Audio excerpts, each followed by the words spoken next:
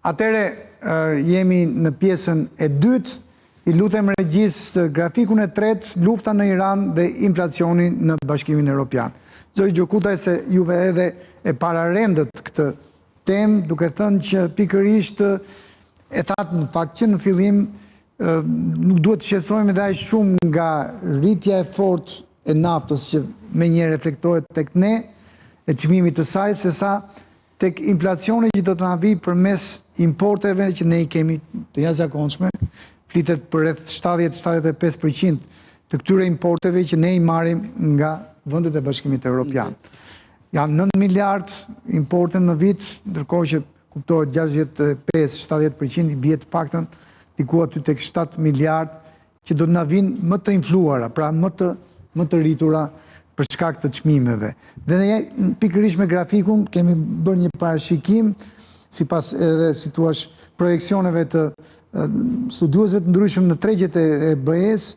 Shkurti e gjeti BE-n me 2.5% inflacion mbi baza mujore, marsi duket se do të kërcej dhe gjithashtu janë në rritje edhe mbi bazën e kërcyre të marsit edhe prillit dhe maj. Në gjykimin tuaj, është momenti realisht për të jo trembur, po si thua për të shqetësuar shumë fort, sepse ky inflacion i importuar që do të na bëjë të humbasim, do shta pjesën më të madhe të asaj që ju e keni parashikuar si altaks rreth, do shta më shumë se sa 1%, 1.5% të po do thosha është momenti për të kaluar në një nivel sigurie 360 milion euro. Më të lartë nga kjo që jemi. Pra, kur them sigurie në aspektin e asaj se çfarë na mësoi kriza e fundit geopolitike në Ukrainë, ku inflacioni kaloi te 7%. Dhe kush e përcollon? Çmimet e energjisë, ku futet dhe karburantet 7%, dhe çmimet e transportit që bëjnë bazën, pothuajse ndër bazën kryesore të shportës së konsumit. Ashtu. Dhe duke u futur këto, ku matet dhe vetë inflacioni. Çfarë ndodh?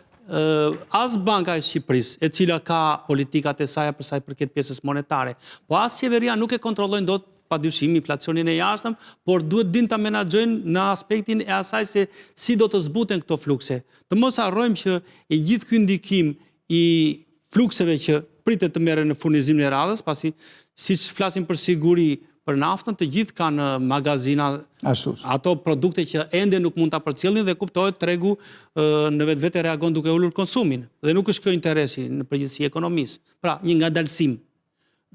Qeveria në bashkëpunim të ngushtë, jo thjesht në takime të cilat publiku ngelet dhe i pa informuar, ka nevojë të informohet publiku, njëse ai është konsumatori dhe ai është aktori kryesor të kuptojë se si vjen tendenca. Pra ne nuk na duhet se çfarë bëhen si procese, na duhet se çfarë masash merren që do të përcillen shpejt dhe të jenë të sigurt që janë planifikuar 1, 2, 4, 5 paketa masash dhe sidomos të masa në gjykimin ton duhet të jenë sektoriale. Bujqësia do paket masash të përcaktuar më vete, pasi është sektori që do e marrë më prioritare nga këto çfarë themi se janë pjesa e ushqimeve. Nga ana tjetër, sektori transportit u punua në atë kohë, çfarë u punua? U punua me forma të ndryshme stimulimi, subvencione. Pra, qeveria tashmë ka një fond emergjencash. Natyrisht kjo është përmbytje më e madhe se sa përmbytjet që ndodhen në janar, duhet të planifikojë një skenar, skenar po flasim, se si duhet të planifikojmë më shumë para për të mos lënë dhe spekulimin të marrë më shumë rrugë se sa duhet, se një pjesë e mirë e spekulimit vjen nga pasiguria e tregtarëve. Jo të gjithë kanë synimin për të spekuluar, por në kushtet e pasigurisë secili përpiqet të maksimizojë çmimin e tij me qëllim që të përballojë ato zhvillimet e ardhshme. Dhe në momentin kur dalin qartësime të tilla të çmimeve që për mua janë spekulime, do vej nafta deri në 300 lekë për litër, natyrisht që tregtarët janë në kushte të tilla që kanë nevojë për një akomodim. Dhe kur them tregtarët, gjithë rrjeti i zinxhirit. Dhe natyrisht pjesa e tregjeve nuk mund të menaxhohet, tani se ne nuk mund ndryshojmë dot tregjet i diversifikojmë. Por janë ato pjesët që vetvete të nxirren ato analiza se kjo krizë në një moment të dytë do të mbarojë, të reagohet. Duket që ne kemi reaguar pak, qoftë ato çfarë ishin në funksion të qeverisë, qoftë në funksion të biznesit për të qenë të përgatitur. Për sa i përket pastaj momentit që u ndër lidhja me konsumatorin, konsumatori ende duhet të ndihet i relaksuar pasi çmimet nuk pritet të rriten në mënyrë drastike me njëherë. Pra nuk është koha për panik, si Nuk thua. është pa diskutim, por i takon detyra qeverisë dhe biznesit në simbiozë të na japin një siguri për arsye se është koha e tyre. Pra, ky është Simbioza qeveri-biznes. Po, kjo është thirrje që Gjon Kuta i tha aty më në fund që shiko problemi nuk është sot, tani në këto momente, po është pasoja që do ndihet nesër. Referua lufta në Iran nuk ka ndikim drejt për drejt me Shqipërinë, të jemi realisht, ose kështu e gjykoj unë, se unë nuk di se sa çfarë marrëdhënie tregtare sa kemi me Iranin. Por aman, Po thuajse zero të shtë. aman, Kanë qenë shumë të pakta. por që lufta në që kur prem marrëdhëniet diplomatike zero. Që lufta në Iran ndikon në tregjet globale, kjo është e padiskutueshme. Dhe që ne jemi pjesë e tregjeve globale, kjo është e padiskutueshme. Atëherë, që kjo sot për sot ne nuk mund ta godasi, por nesër është ajo ku thotë Gjokuta, ka ban alarmi që do godasim. Prandaj me patjetër Po edhe deri diku na ka goditur dhe tani. Ka filluar, ka filluar naftën 2000 lekë të vjetra litri. Atëherë zgjidhja është ekonomike e parashikueshme. Pra këtë duhet të themi dhe kjo do të jetë thirrja këtij emisioni, që duhet kemi të fokus në energjinë e vendase, stabilizimin e tregut vendas dhe mbështetjen e prodhimit vendas. Pra, që sot duhet marrim, kryesisht qeveria këtë duhet marri. Pra, jo një do më thënë alarmin dhe do të shiko do të kalojme me mbështetje si që Po, ata me drejt zoti Gjokuta nuk ka vend për panik. Por, aman qeveria duhet të ndërhyjë me njëherë qoftë nëpërmjet Bankës Shtetit, qoftë në për të tjerat, për një stabilitet ekonomik, mbështetje të prodhimit dhe të energjisë selim. Juve i keni prindrit në fermer, apo jo? Po, a gjykoni se rritja vazhdueshme e çmimit të naftës do të ndikojë edhe në rritjen e çmimit të pesticideve, pra të plerave kimike për tokën? Automatikisht që ka ndikuar. Për mos të thënë Ka filluar që pesticidet e plerat kimike kanë filluar të rrisin që tani, për arsye se ai thotë unë e kam marr filan me ka rritur çmimin atje, për vështirësuar transporti. Është efekt psikologjik apo abuzimi është brenda? Psikologjik, shiko, ne jemi detyruar t'i marrim, fermerët janë detyruar t'i blenë, nuk mund të rinë ai që ka hedhur, ka investuar të investojnë. Që do rriten kostot dhe mbujësi. Problemi është abuziv. Pra problemi është abuziv dhe nuk ndihet akoma dora e shtetit për mua, ose roli shtetit nëpërmjet autoriteteve të tija në këto tregje ose në këta politika, ose më saktë në këta biznesmen. Nuk ndihet fare roli shtetit. Në gjykimin tuaj, zoti Gjokuta, a rrezikohet ritmi i rritjes ekonomike në Bashkimin Evropian, sidomos në Eurozonë, sepse janë vendet në cilat neve japim e marrim shumë? Në radhë të parë është Italia, por edhe Greqia. Ata që i masin dhe parashikojnë tendencat ekonomike, duke filluar nga ato që lidhen me pjesën monetare, po sidomos me flukset e qarkullimit të bilancit tregtar, natyrisht që parashikojnë një ngadalësim me këtë çmim $100, pra në varësi të çmimit, që ka tregu deri në botror. 0.4% të prodhimit botror, dikush më shumë, dikush më pak. Natyrisht, Europa është pjesë e kësaj, pra, që do ketë një ngadalësim, thotë do ketë. E gjitha çfarë nuk po dihet me siguri, është sa do të vazhdojë dhe pikërisht dalja e presidentit të Shtetet I qetësoi Bashkuara, tregjet. ka dashur të shuaj deri diku atë tendencën për të kaluar në një zjarr masiv çmimet. Por e gjitha kjo tashmë nuk ka të bëjë thjesht dhe vetëm me momentin kur ne themi që sa do ngadalësohet, por ku do ngadalësohet?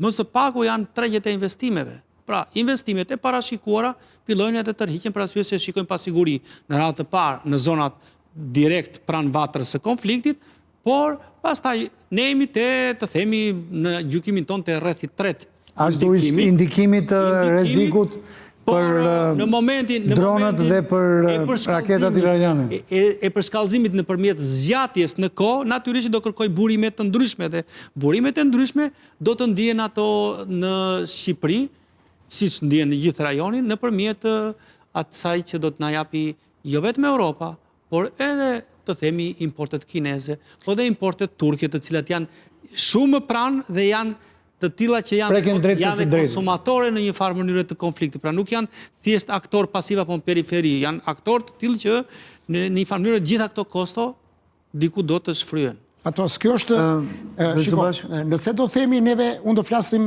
për ta bërë më konkrete këtë luftë ekonomike, ndikimin ekonomik të kësaj lufte e kemi në Europë. Shumë vëndet e Europës janë ende në recension, ose kanë qenë, ose janë nuk kanë dalë, ose janë në recension.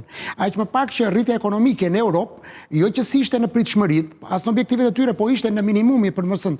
Dhe kjo ndikimi kësaj lufte do ndikoj drejt përse drejt në këto vëndet europiane. Dhe faktorit do t'jetë e ndjeshëm dhe për neve. Po dërgesat e emigrantëve? Do të preken nga kjo luftë? Unë mendoj se pa tjetër që do preken. Do frenohen se emigrantët, sidomos njerëzit tanë që janë atje do të ndjejnë më shumë nga që do të ndjejmë neve këto pasojat. Që do rrudhin si kontributin. Gjungelet për të parë do të sa unë se të ardhurat e individve, pra emigrantët janë pjesë e BE-s, natyrisht nuk kanë për të rënë. Lufta nuk do prek të ardhurat individuale. Dhe natyrisht do vazhdojnë... Jo, do preki koston. Kosta atyre do rritë. Do kemi një koston. Në Europë do kemi kosti. Do kemi koston. Ta mbaroj zoti Gjokutaj pastaj. Natyrisht që flukset e emigrantëve ne kemi shpjeguar se si janë të strukturuara. Një pjesë e mire tyre vjen për të mbuluar nevojat bazë, sidomos në ato zonat e vështira ekonomike që s'kan mundësira burimi të ardhurash, por nga ana tjetër tashmë ka kaluar dhe në ekspansion. Një pjesë e mire tyre për të blerë pasurit paluajtshme. Çfarë ndodh Shqipërisë? Momenti i Shqipërisë është i rrezikshëm jo për shkak të remitanca, ato të vazhdojnë sipas planifikimit, po për shkak të asaj se si turizmi do të marrë drejtim dhe jo vetëm turizmi, akomodimi dhe ushqimi, por në përgjithësi gjithë industria, pasi të mos harrojmë që industria e ndërtimit në vetvete është e varur nga shitjet. Momentin që do të kemi një ngarkësim të rritjeve ekonomike, një pjesë e mire e klientëve janë pikërisht emigrant apo njerëz që jetojnë jashtë, pra nuk janë rezident me këto çmime që themi ato të tjera. E gjitha kjo pastaj një ngadalësimi i rënies ekonomike këtu, nga 3.6 parashikohet, po të bjerë, po e marrim a priori 0.4, natyrisht që kjo do të reflektohet sidomos te investimet. Pra, do na të kurren ato investimet të cilat ne kemi të nevojshme. Dhe nuk janë investime që vjen më së shumti në pasuritë e paluajtshme, po vjen dhe në energji, vjen në të tjerë dhe një ngadalësimi këtyre ne na shteron ato burime që na kanë dhënë kontribute. E gjitha kjo nuk është më punë thjesht fluksesh valutore, është puna që këto flukse nuk do vlen më, parasysh se do gjejnë një treg që nuk i ka ku i përdor.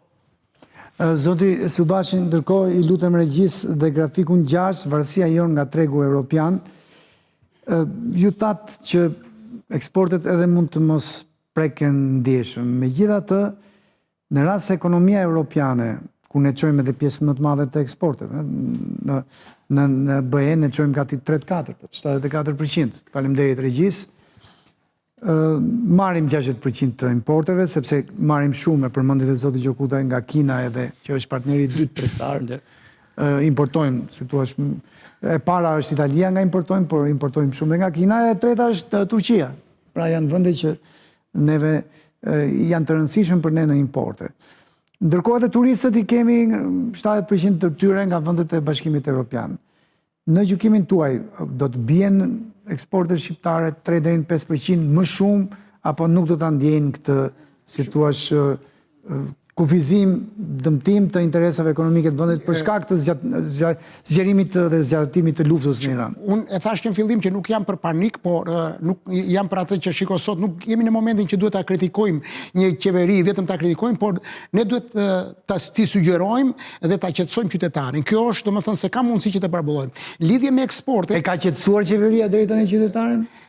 Shiko, kjo do t'jetë ndihmëri dhe unë nuk kam në statistika se sa është qytetari, por në fund... Ka informuar në detaje në mënyrën që ai të jetë i qetë si shtatë zoti Gjokutaj? Politikat e qeverisë në përgjithësi janë politika reaktive, pra janë reaguese pasi ndodh situata dhe duke qenë se nuk është ndërtuar një model që të parandalohen, rezervat e sigurisë janë një nga temat e diskutimit. Pra, në momentin që ne ndoshta po flasim pa e ditur dhe unë nuk kam në informacion të specifikuar, por duhet të dilet se si është situata, pasi në moment që si kemi, ato duhet ndërtuar, pasi nuk duhet thjesht për t'i pasur gjendje, por duhet për t'u përdorur për situata që mund të agravojnë në të ardhme, nuk është më një kohë e qetë globale. Nga ana tjetër, është pjesa e atyre se si do të amortizohen dhe sa do pak, një pjesë e amortizon me një mekanizëm, një pjesë me politika fiskale dhe një pjesë duke mobilizuar ato lloj burimesh të targetuara për kategoritë që preken. Pra, dhimbja të ndjehet sa më pak dhe që të ndodhi kjo, qeveria pikërisht duhet kishte dalë me atë lloj qasje që thoshte unë tashmë Po futem në angazhim, pra si erdhëm në javën e 3 dhe po hym në javën e 4. Pra mund të kishte përmendur dhe një paket masash edhe pse ende nuk e ka marrë. Nuk do ta tjetërsoj hipotetike. Nuk do ta tjetërsoj pyetjen Nuk që tuaj. tjetësojnë qytetarët. Jo. Unë nuk do ta tjetërsoj pyetjen tuaj, aq më pak që të ngre atë si them që shiko nuk do të ketë rënje të transportit, po unë jam pozitiv ose më saktë do të them që do kemi rritje të transportit për shumë arsye të madhe. Se thash që në fillim që lufta ka dhe anët pozitive dhe anët negative. Për pozicionin kur është Shqipëria, kjo krizë në lidhje me transportin mund ta sjellë disa me eksportet, mund ta sjellë rritje gjykoj unë dhe e mbështes në disa faktorë. Lirohen si thua disa tregje që si mundësia ekonomike që kemi neve, pra ka dhe mundësi. Andaj oportunitete ekonomike, siç është për shembull investimet në energjinë elektrike. Pra, kur kemi një mundësi tani që të eksportojmë sa më shumë energji elektrike dhe në këtë rritje duke rritur dhe pra mund të përfitojmë. Mund të përfitojmë me nuk është ide e keqe. Gjithashtu kemi një mundësi tjetër që ne jemi nyja kryesore e Ballkanit. Pra, në këtë situatë duke na rrethuar, domethënë situata, atëherë ne mund të kemi mundësi potenciale që të rrisim eksportet. Pra, të shfrytëzojmë si potencialet tona rrugët edhe pra si zor të na bien në eksportet, më shumë me gjykimin tim duke patur oportunitete. Pra, duke studiuar gjeopolitikën dhe luftësit. Po investimet e huaja në gjykimin tuaj do të ngadalsohen? Jo, e përmendi pak zoti Gjokutaj atë që shiko se pasiguria bën të vetën. Shiko, nuk besoj se lufta, më thash që nuk ka ndikim drejt për së drejti lufta në Iran këtu tek ne që të ndihet lufta. Si zor të ndjejnë problemet ekonomike, çmime, inflacione këto, por nuk ndihet pasiguri. Nuk besoj që qytetarët do të jenë pasigurt, bizneset do të jenë pasigurta, pra do të jenë domethënë do kenë nuk do shkojë si thua ndikimi aq fort. Besoj që nuk do të ndërpresin, besoj se do vazhdoj si investitorët brenda dhe tuajt. Natyrisht këtu do të jenë duhet kënë dhe mbështetjen e qeverisë, domethënë duhet jemi... E përmendit e zoti Gjokutaj, qeveria sot duhet t'japi një mesazh. Megjithatë që po diskutojmë në kohë pasigurie, investimet janë ato që pësojnë të themi një rishikim për arsyeën e tillë se duan një siguri. Çfarë themi? Investitorët, qoftë huaj, qoftë vendas, duan siguri. Dhe këtu nuk është puna se është cënuar apo do të cënohet siguria. Është pasigurie e tregjeve me cilat ne na rrethon se investimet nuk bëhen për të konsumuar brenda vendit, bëhen më së shumti për ato lloj pjesë të ekonomisë që mundet të eksportojnë. Për sa i përket energjisë, ne vërtet mund të kemi pasur një vit me rreshje hidrike, por nga ato çfarë mund të nxjerrin si bilanc energjetik, ne nuk jemi në atë situatë që eksportet e energjisë elektrike nga hecet do të na nxjerrin me një bilanc pozitiv pasi janë shumë për të rikuperuar nga viti i kaluar dhe pjesa kemi patur deficite të rënda. 2025 është vërtet. Energjisë është e tillë që në vetvete situata është na përballon apo s'përballon nevojat e vendit, pra të prodhimit. Pasi të mos harrojmë që ne konsumojmë më shumë se sa prodhojmë. Këtë dim. Në gjykimin tuaj zoti Subashi, duhet me çdo kusht, me çdo kosto të provojmë të mos frenohet konsumit, mos na bjerë ndjeshëm konsumi, apo duhet të mbrojt qytetari dhe se çfarë ndodh me konsumin, edhe pse jemi ekonomi konsumi. Çfarë duhet të qeveria jonë, por edhe ne si qytetar, si thua të shqetësohemi më shumë në këtë situatë, sepse është një situatë me pak qartësi.